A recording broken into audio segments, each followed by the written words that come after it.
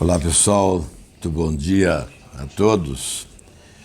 Nós vamos fazer essa transmissão direta, a primeira aqui do Senado Federal, depois do Carnaval. E a constatação é que a crise não descansou no Carnaval, a polêmica também não. As redes sociais substituíram o parlamento em matéria de discussão política, de debate. E nós sabemos como isso é confuso, complexo. Aliás, não foi apenas a relação entre os poderes que esteve em xeque nesses dias do Carnaval.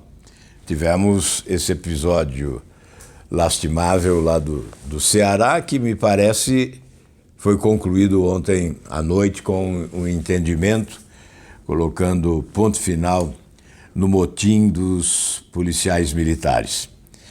Mas nós estamos aqui no chão da nossa realidade. Esta semana, certamente teremos a conclusão também de determinados episódios, e talvez aquele que gerou mais polêmica, inclusive motivou, não é, uma convocação, no meu entendimento, extemporânea de um movimento para o próximo dia 15, né? Certamente o episódio central que motivou esta mobilização deve ter conclusão amanhã, pelo menos está na pauta da sessão do Congresso Nacional, a deliberação sobre o veto 52, que diz respeito ao orçamento. É preciso esclarecer mais uma vez, porque há um assunto novo que se chama orçamento impositivo. Novo para a maioria, mas é velho para nós aqui do Congresso Nacional. É um assunto que já se discute aqui há bom tempo, não é? Não é de hoje que nós discutimos esse tema aqui no Congresso Nacional. O Antônio Carlos Magalhães era vivo ainda e ele era um dos principais motivadores desse debate do orçamento impositivo. E por quê? Porque o orçamento é tido como uma peça de ficção. Ele é elaborado, votado, aprovado e não executado. Essa é a nossa realidade. Então, eu diria em termos populares, né? O orçamento é uma peça da enganação. Deveria ser o momento mais importante do parlamento, porque define a programação do ano seguinte, onde o brasileiro será beneficiado com os recursos do imposto que paga, onde os recursos públicos que têm origem no trabalho do contribuinte brasileiro, onde esses recursos serão colocados, não é? Quais os investimentos serão realizados, as obras, etc. Mas tem sido, assim, de certa forma, irresponsável a deliberação sobre o orçamento no Congresso Nacional e a forma com que o Executivo vem tratando ao longo do tempo essa questão. Ou seja, muitas vezes o Executivo não tem competência para elaborar o orçamento adequado, depois demonstra também incapacidade de articulação para buscar convergência no Congresso Nacional. Há uma queda de braço, constantemente há uma queda de braço, e ao final se aprova simbolicamente o orçamento, com 6 ou 7 parlamentares no plenário, ao apagar das luzes do ano legislativo, não é? E aí o orçamento não é executado. Em alguns casos, a execução orçamentária é pífia. Em setores fundamentais, como segurança pública, vamos dar um exemplo. Segurança pública.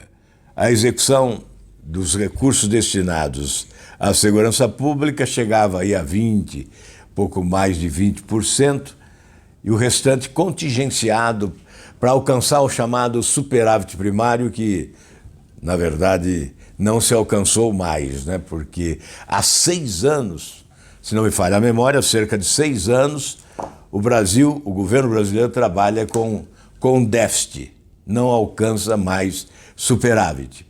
Então chegou um momento, inclusive, preocupado com o agravamento da situação de insegurança da sociedade, e eu apresentei aqui um projeto que foi aprovado no Senado, está parado na Câmara até hoje, que obriga a aplicação integral dos recursos destinados à segurança pública no nosso orçamento, sob pena do crime de responsabilidade a que estariam sujeitos o presidente da República e o ministro da Justiça. Veja a que ponto chegamos. Eu entendi que essa era uma forma de obrigar o governo a aplicar a totalidade dos recursos destinados à segurança pública. E da mesma forma, na saúde, na educação, infraestrutura, enfim, os recursos são muitas vezes contingenciados, ou seja, eles são retirados do seu objetivo final, não é aplicado onde deveria ser para tapar os buracos do déficit público do governo, do déficit da administração pública. Bem, isso é que levou à discussão do orçamento impositivo, para acabar com essa falácia, com essa mentira, com essa escamoteação, com essa mistificação, com esta enganação de um orçamento que virou peça de ficção, que não espelhava a realidade, não é? Então, quando se fala em orçamento impositivo, o que se deseja é estabelecer a realidade dos fatos. Aquilo que se promete, cumpre. Porque o orçamento é uma promessa. Quando você elabora um orçamento, e se a população tiver acesso a esse orçamento, ela vai ter a expectativa de que terá atendimento na saúde, segurança pública, educação, as obras, determinada obra será realizada, determinada rodovia será pavimentada. Então é uma promessa. Na verdade, é um compromisso que assume com a sociedade o orçamento. E quando não há obrigação de cumprir, ele se torna peça de ficção. Eu vou dar um outro exemplo. Eu fui o relator do Plano Nacional de Educação. Ele está sendo cumprido? Não. O Plano Nacional de Educação é outra peça de ficção. Então nós estamos enganando a população brasileira, gerando uma falsa expectativa e não alcançando os objetivos propugnados. Creio que esclareci bem do que se trata o orçamento impositivo. Não é isso que estão dizendo agora. A briga não é pelo orçamento impositivo. A briga é por dinheiro extra. A briga é por dinheiro nas mãos de parlamentares, para o uso muitas vezes eleitoreiro. Eu não quero generalizar, porque certamente há parlamentares conscientes que fazem a leitura correta do que é prioridade para a população, mas sem dúvida, essa distribuição aleatória quase sempre não leva em conta a prioridade efetiva, o que é prioridade para o cidadão, o que é mais importante para a família brasileira. A distribuição, muitas vezes, desse dinheiro leva em conta o quê? Como é que eu vou me reeleger deputado? Como é que eu vou me eleger governador? Como é que eu vou me reeleger senador? Não há dúvida de que o ser humano, obviamente, ele tem essa tentação de buscar o seu próprio interesse em primeiro lugar. Então não é assim que se aplica o dinheiro da população. Não é assim que se aplica o dinheiro do contribuinte. Então o que está acontecendo? Estão dizendo que nós estamos brigando pelo orçamento impositivo. Não. O orçamento impositivo, o que tinha que ser aprovado, já foi aprovado. Então, o orçamento é impositivo no que diz respeito ao parlamento, às emendas individuais, às emendas de bancada e às emendas de comissão. Esses 30 bilhões é dinheiro extra. Isso está fora. É uma inovação. É uma tentativa de meter a mão numa parte mais significativa do orçamento da União, dos recursos oriundos do imposto que vocês pagam. É isso que nós estamos discutindo agora. Não é orçamento impositivo. A própria imprensa tem cometido este equívoco. Nós não estamos discutindo orçamento impositivo quando discutimos o veto 52. Nós estamos discutindo a alocação de recursos. Tudo bem, o recurso alocado, ele terá que ser impositivamente aplicado. Mas não é isso que nós estamos discutindo. Nós estamos discutindo se ele vai ser alocado ou não. Se é justo colocar 30 bilhões nas mãos do relator para ele distribuir entre os preferidos, não é, do Congresso Nacional, e se isso é justo ou não, se isso é correto ou não, se isso é um modelo adequado para aplicar bem o dinheiro da população ou não, é isso que nós estamos discutindo.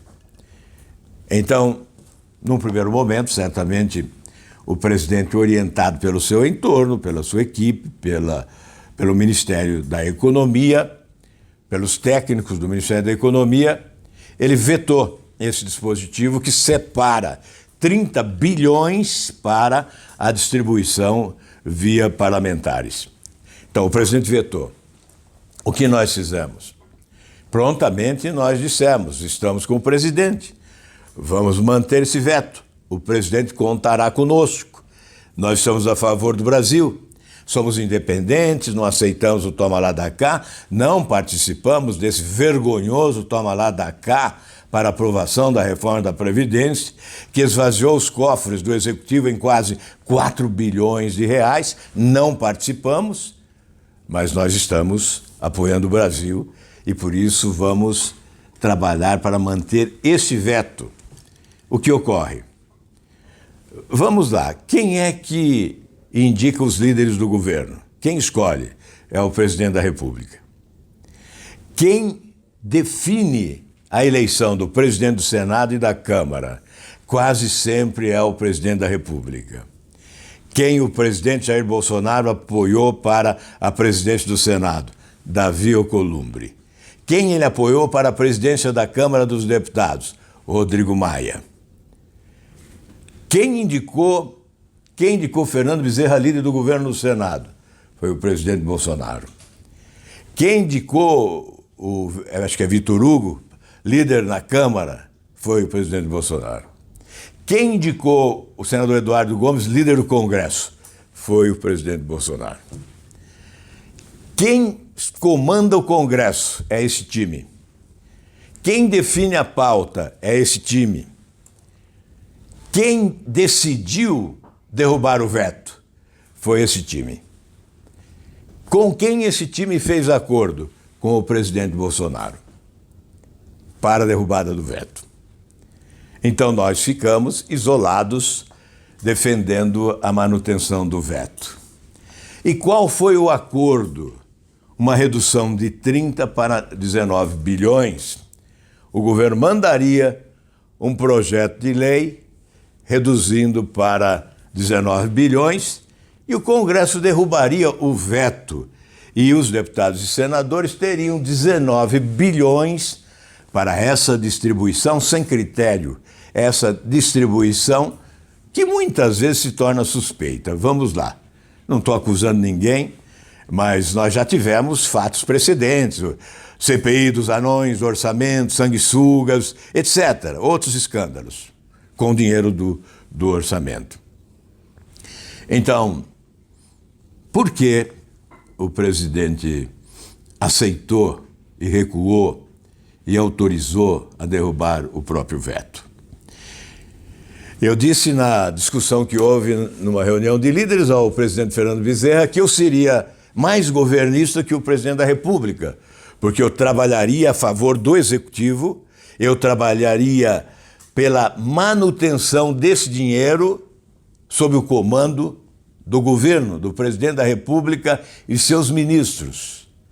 E não aceitaria essa transferência indevida, descabida, inadequada, ineficaz, sujeita a desvios para um único parlamentar, relator, que faria transferência para outros parlamentares, não sabemos com que critério. Então, essa é a indagação. Por quê? Havia razão? Não. Eu digo mais, basta o presidente da República ou o seu encarregado conversar com alguns senadores da base aliada do governo, os senadores mais fiéis ao governo, os senadores mais leais ao governo. Basta conversar com alguns, não há necessidade nem de conversar com todos. Basta convencer alguns que o restante é conosco. Nós garantimos a manutenção do veto. Não haveria necessidade desse estardalhaço, desse embate, desse enfrentamento, desse achincalhe, dessa transferência de responsabilidade, desses ataques ao Congresso Nacional. Bastaria posição, bastaria firmeza. Eu poderia radicalizar, mas não vou. Não vou. Vocês sabem que há como radicalizar neste caso, né? Que há afirmações que certamente provocariam impacto, e sobretudo naqueles que preferem colocar a cabeça para não enxergar, como avestruz, né? Coloca a cabeça debaixo da areia aí para não ver o que está se passando ao redor, o perigo que ronda, não é? Mas não vou radicalizar ainda não. Eu acho que o nosso objetivo aqui é buscar solução para os problemas do Brasil. Quer você entenda assim ou não, porque aí estão os que acreditam, os que confiam em nós, porque nos acompanham há muito tempo e conhecem o nosso comportamento, mas aqueles que chegaram agora de última hora e que se apaixonaram aí por alguma causa, por alguma bandeira, por algum radicalismo, né, e não entendem essa posição de equilíbrio, de maturidade, que não tem um lado nem outro, que não está nem na extrema esquerda nem na extrema direita, mas está a favor do Brasil.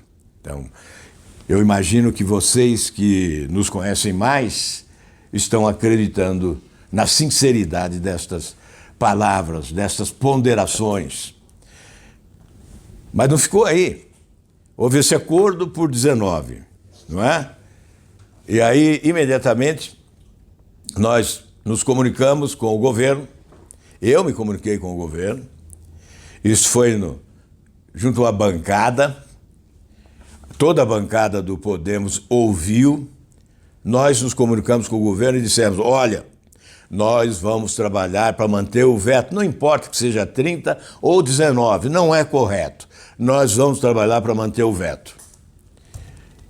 Porque no dia anterior, o governo, um interlocutor do governo, em comunicação conosco, dizia, olha, se vocês estão com essa posição firme de manutenção do veto, então o governo vai ajudar.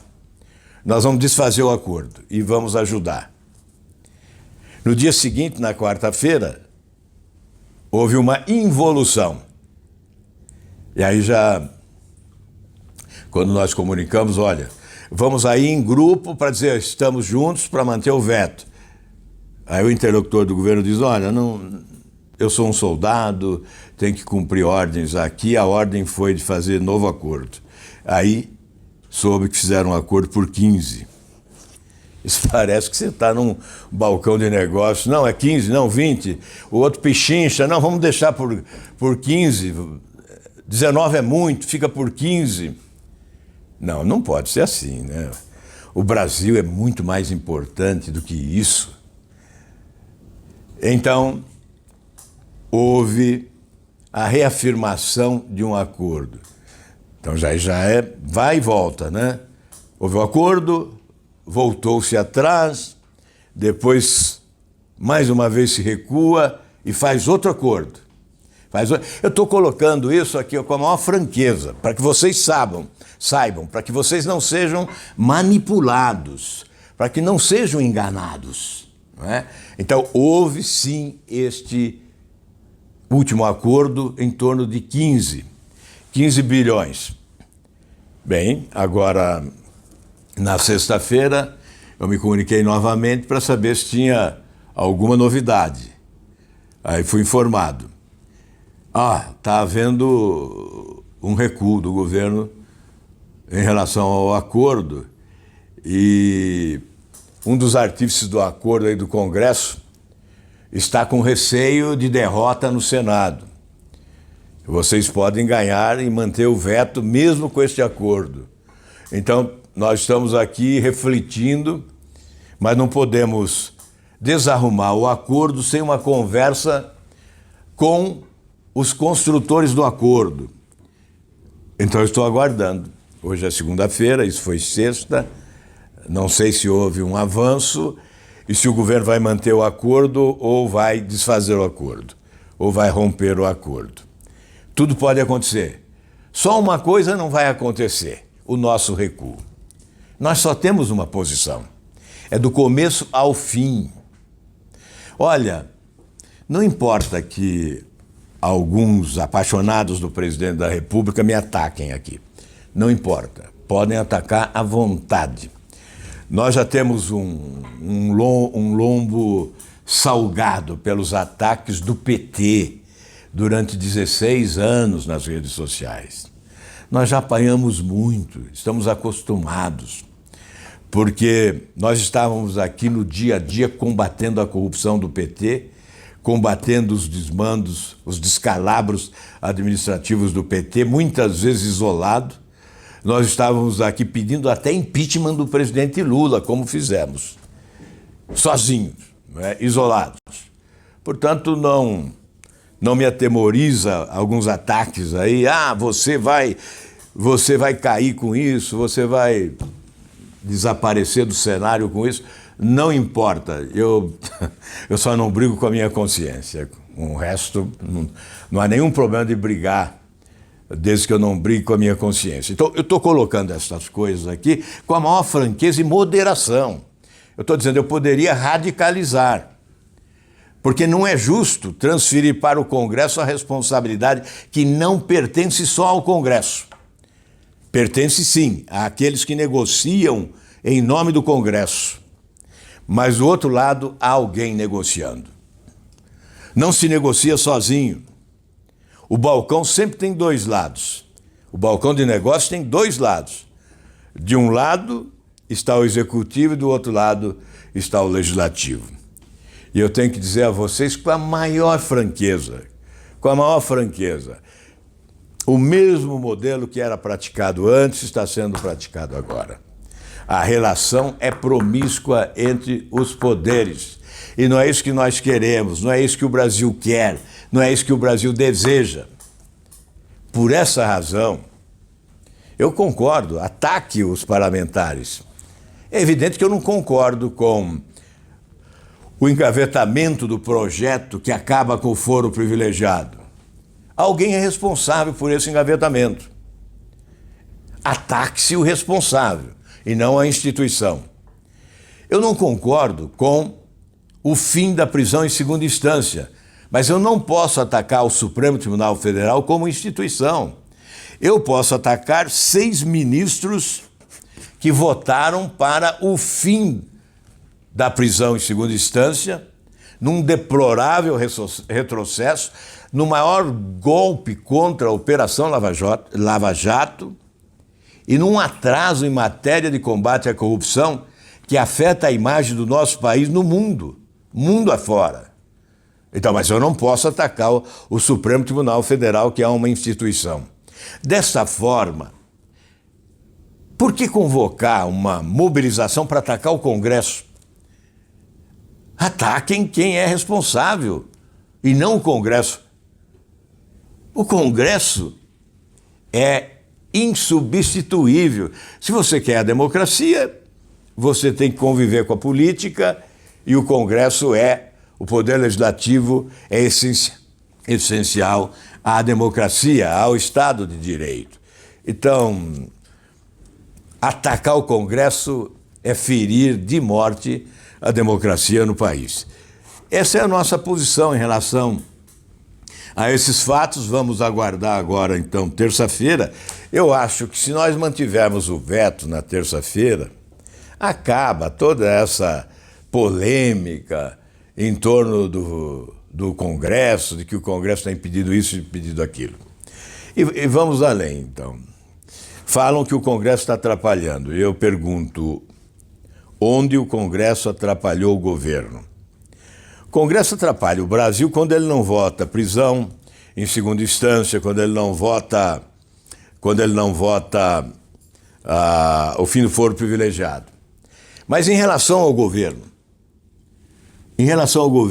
onde o Congresso prejudicou o governo? Que matéria o governo mandou para cá que não foi votada? Aí você pode dizer, não, está prejudicando agora aí com esse 30 bilhões. Ótimo! O presidente não vetou? Nós vamos antecipar o julgamento? Nós não votamos o veto ainda. Aguarde-se a votação do veto. Mas eu volto a perguntar, o que do governo de interesse do povo brasileiro não foi aprovado no Senado? Que reforma? Hein? Que reforma? Chegaram dois projetos aqui, um do Moro, do ministro da Justiça, que também era do anterior, o Alexandre de Moraes. Então era do governo Temer. O governo Temer iniciou, o Moro completou e veio para cá. Foi aprovado e sancionado. A outra reforma da Previdência, que também tinha começado no governo Temer, veio para cá, a Câmara melhorou, alterou, mudou e foi aprovado. E o que mais? Nada mais.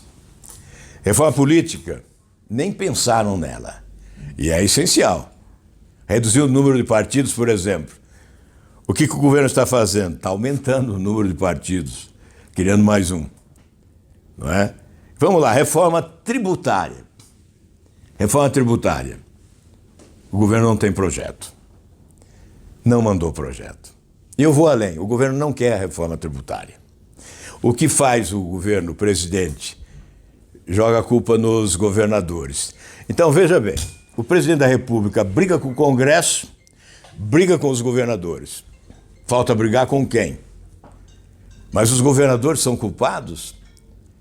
Como os governadores são culpados? Se os tributos estão concentrados nos cofres da União, 56% do total exclusivamente para a União. E os outros 44% divididos entre a União, os estados e os municípios. E aí joga-se nas costas dos governadores, que ainda são explorados com as desonerações. Neste ano eles deixam de receber, os prefeitos e os governadores, 60 bilhões em razão das desonerações. E aí diz que o governador tem que abrir mão do imposto do combustível. Mas e a reforma? A reforma tributária? Ela sim vai reduzir o tributo no consumo e com isso o preço dos produtos que nós consumimos estarão também reduzidos. Mas é preciso fazer a reforma tributária. E o governo não quer. Não quer por quê? Porque há essa concentração nos cofres da União e se nós fizermos a reforma, haverá uma mais adequada distribuição desse dinheiro entre a União, os estados e os municípios. Aí, e a reforma administrativa? Também não chegou ao Congresso Nacional. Portanto, o Congresso não pode votar aquilo que não existe. O sistema é presidencialista e a iniciativa tem que ser do governo. A iniciativa é do governo. Muitos não acompanhavam antes a atividade pública, o funcionamento do parlamento, a política nacional e passaram a acompanhar especialmente depois de 2013, 2014. Então é preciso rediscutir essas questões e colocar em pratos limpos para que as pessoas possam distinguir responsabilidades. Essa transferência de responsabilidade muitas vezes é desonesta e ela tem por objetivo acobertar os próprios fracassos. Então nós temos que assumir a nossa responsabilidade aqui no Congresso, o Judiciário tem que assumir a sua responsabilidade e o Executivo tem que assumir a sua por inteiro, de forma cabal e definitiva. Bem, eu também neste final de carnaval aí explorei um fato porque as notícias dão conta de que agora, nestes dias, nós teremos mais turistas com o dinheiro do povo brasileiro.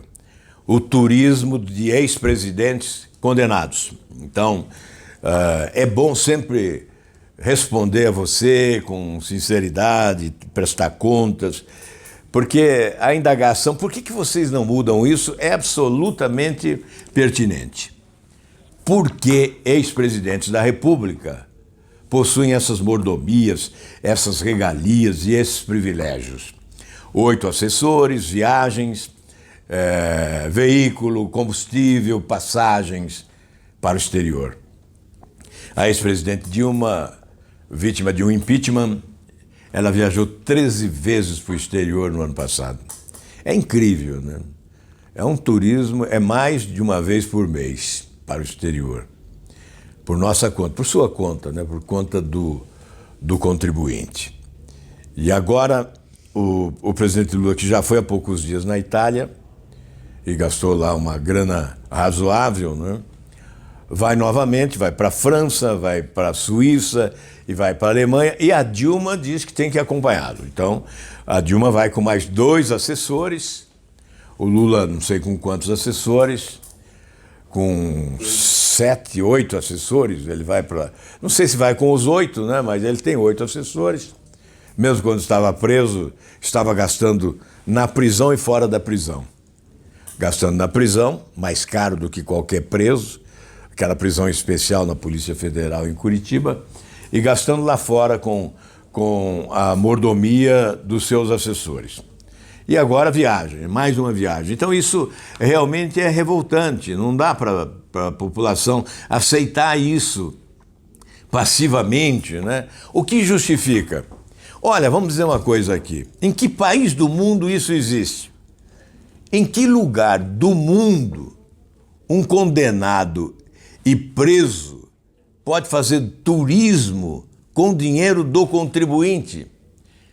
Me indiquem, eu gostaria de saber se existe em outro lugar do mundo isso. Mas por que o Brasil é tão inovador para o mal, né? Por que não inovamos para o bem? Olha, que palhaçada é essa? Me desculpem, eu acho que isso tem que provocar revolta mesmo. Não há... E agora, por que não votam aqui o projeto? Por que não votam esse projeto? Não é? Desde 2015, 2016, já não deveria ter sido votado, já não deveria ter sido aprovado na Câmara? Por que preservar os privilégios, né?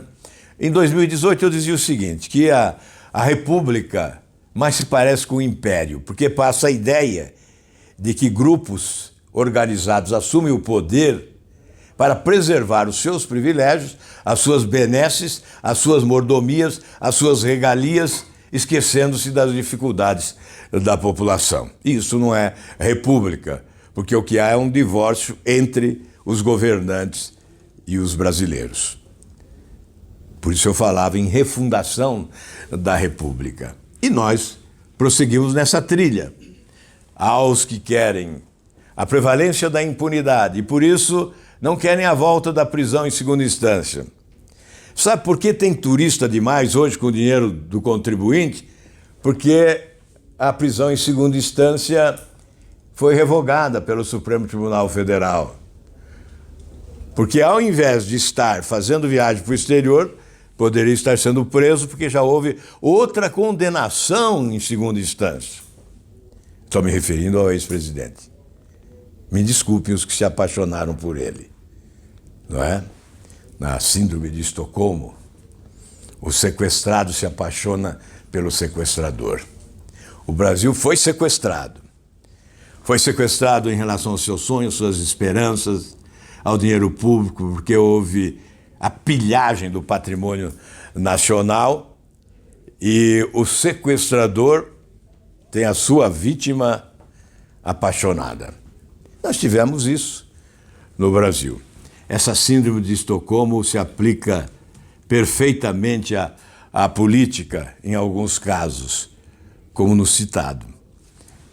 Então, olha, é por isso que querem preservar os privilégios. Aí diz, por que fulano que cometeu crimes e tal não vai preso? Não vai preso porque tem um foro privilegiado. E o Supremo Tribunal Federal não julga ninguém. Só um parlamentar foi preso condenado pelo Supremo Tribunal Federal até hoje, em 5 anos e meio da Operação Lava Jato, contra 285 condenações em primeira instância, com mais de 3.000 anos de cadeia. Veja a diferença. É o foro privilegiado, mas tem gente que não está muito preocupado com o foro privilegiado e nem com os retrocessos no combate à corrupção, que foram incríveis, né? Nesse último ano. COAF, Ministério Público, Polícia Federal, Receita Federal, as instituições foram abaladas. Mesmo no tempo Temer, 2 condenações por corrupção pela Procuradoria-Geral da República, essas instituições permaneceram intocadas, né, autônomas, independentes, valorizando a Operação Lava Jato e a fortalecendo, contribuindo de forma fundamental para o sucesso da Operação Lava Jato. E nós estamos recuando, nós estamos retrocedendo. Até o Luiz Estevão, ex-senador que foi preso, enalteceu a Operação Lava Jato, 25 anos de cadeia. Aliás, foi o primeiro preso em função da prisão em segunda instância. Ele defendeu a prisão em segunda instância em entrevista à revista Veja nesse final de semana e defendeu a delação premiada e disse que hoje há um brutal esforço daqueles que querem destruir a Operação Lava Jato. Então, ele próprio, que foi preso, que está pagando, e nós estamos vendo isso realmente, esse esforço. Há quanto tempo os que me acompanham estão exatamente me ouvindo aqui dizer: há uma conspiração contra a Operação Lava Jato, há um conluio entre os poderes, houve um acordão contra a Operação Lava Jato. E nós estamos vendo isso agora. Mas há marqueteiros de plantão que buscam desviar o foco e lançam bobagens como se fossem prioridades para desviar o foco, não é? Mas isto um dia acaba, um dia o país acorda, um dia nós saberemos fazer as melhores escolhas, um dia saberemos interpretar melhor os fatos. Eu espero, a democracia amadurece. Um dia nós saberemos separar uns dos outros, distinguir, separar joio do trigo, não é? Que Deus nos ajude a contemplar esse dia, não é? Que não seja muito tarde. Bem, então, está de pé aqui o nosso projeto para acabar com esse privilégio, com essas regalias dos ex-presidentes condenados. Está aí, vamos ver. Vamos pedir para Simone Tebet colocar em votação urgentemente. Já deveria ter colocado, né? Mas vamos insistir agora, lá na Comissão de Justiça. E amanhã nós teremos uma reunião aqui neste gabinete, ao 12:30, com os senadores do Grupo Senado, do Grupo Muda Senado, para nós definirmos a estratégia, como agiremos na sessão que vai deliberar sobre o veto 52. Vamos obstruir a sessão ou vamos logo para a votação? Vamos discutir aqui qual é a melhor estratégia. Muito obrigado a todos vocês por nos acompanharem nesta live, né, nessa comunicação direta. Nos acompanhem também, além do Facebook, no Twitter e no Instagram e ainda no YouTube. Nosso endereço no YouTube está sempre à sua disposição. Vai lá e se inscreva. Seja nosso sócio aí no YouTube, tá bom? Grande abraço a todos e uma ótima semana.